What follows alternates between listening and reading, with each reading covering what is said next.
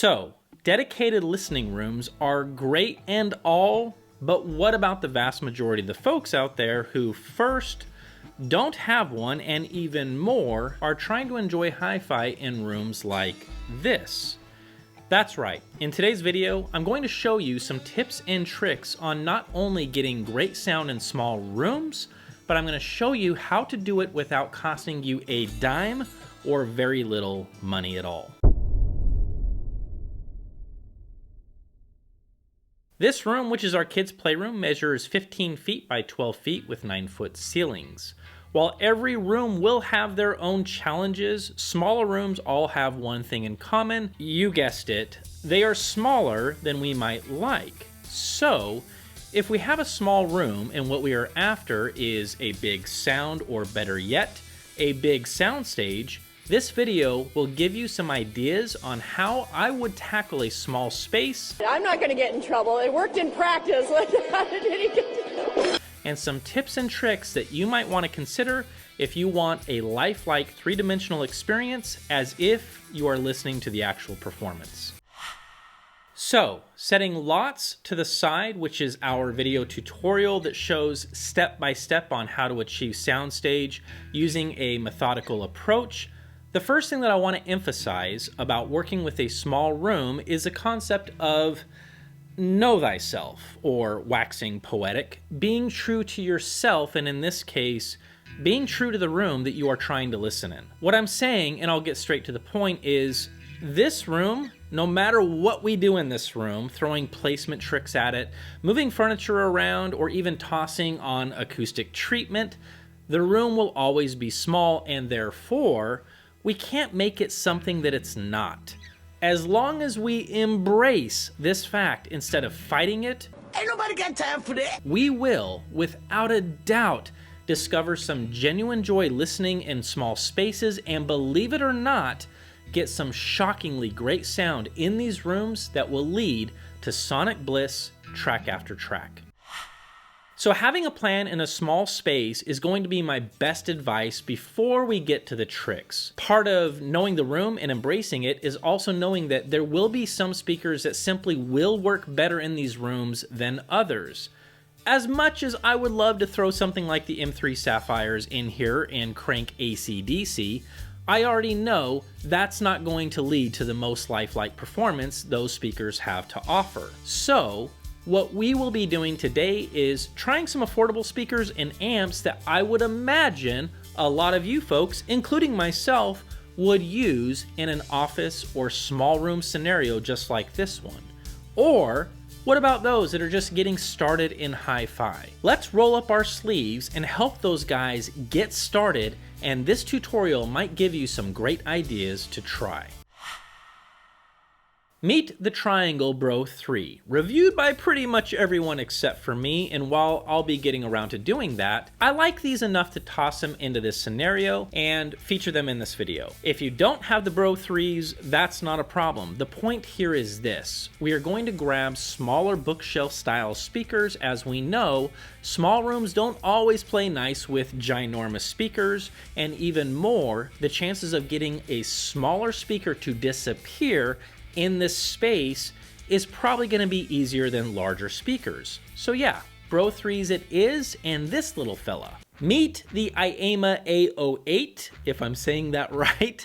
This little Class D amp is all that you need to stream from your phone, and even has a switch on the back to defeat the built-in DAC and run analog inputs into the back of the amplifier. Also, both this amp and the speakers are linked down below through Amazon affiliates, and I do need to give the disclaimer and a heads up. I do make a small commission if you use those links and make a purchase. I'll also be doing some dedicated reviews on both of these products down the road, so if you want to wait for that, that's totally cool and I don't blame you. I will tell you up front, I like the amplifier more than the speakers, but I think that they are both pretty dang good for the money. As tempting as it is to plop these speakers on the bookshelf that we have in here and call it a day, I wanted to begin this conversation on what I don't think you should do if, hear me, if soundstage and a three-dimensional performance is what you are after. As I was preparing for this video and trying different positions, it occurred to me that with the speakers on the shelf, something happens that I am not in love with, and it's typically described as a wall of sound. Look, I get it.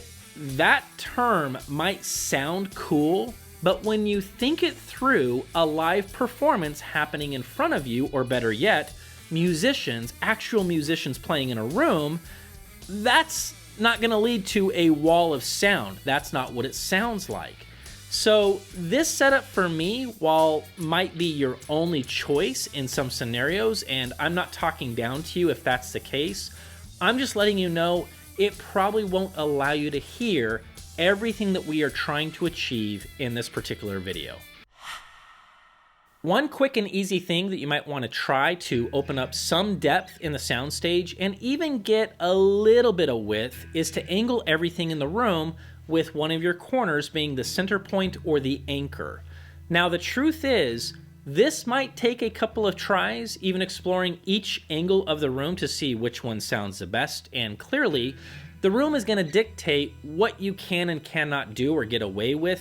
You know, if there was large furniture in here, it probably wouldn't work, but we lucked out as moving things around in here is actually pretty easy to do. The pros and cons to this kind of setup is while you can get a really nice center image and quite a bit of layering and depth, I think that anything vocal heavy would work out really, really well.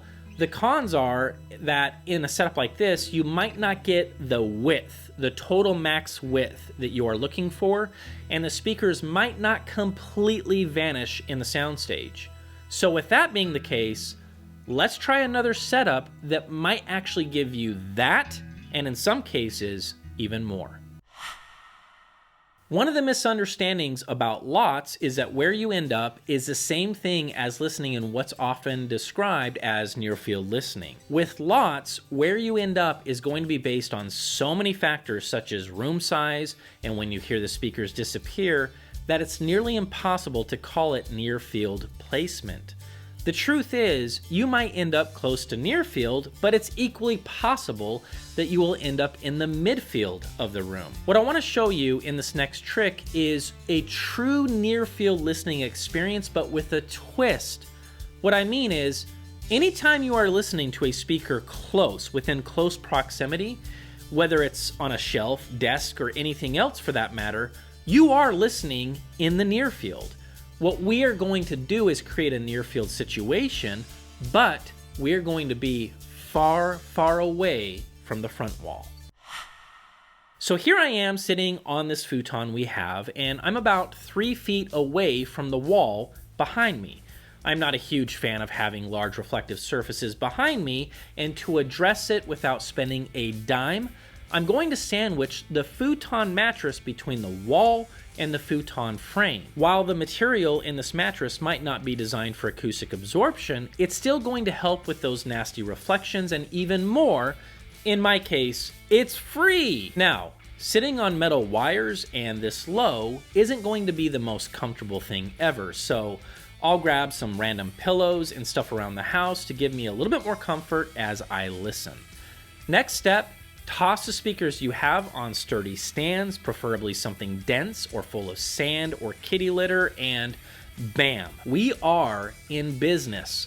The stands that I'm using are my personal favorites, and they won't break the bank.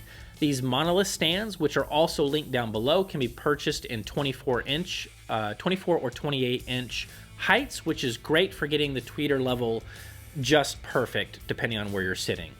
As for speaker positioning, it's pretty simple, and I'll usually start with the speakers within arm's reach and just move them around until I can't hear them when I press play. Just like in lots, you might have better luck with the lights off or your eyes closed, but essentially, you are listening for a holographic center image and a genuine sense of space around all the remaining instruments in the stage. Move the speakers in and out to dial in the sweet spot and have fun. Besides, that, my friends, is what it's all about.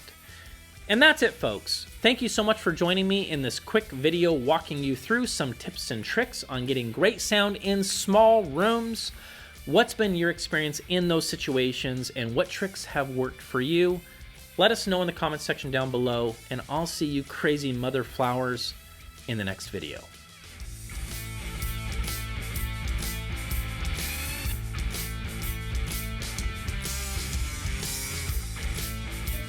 Every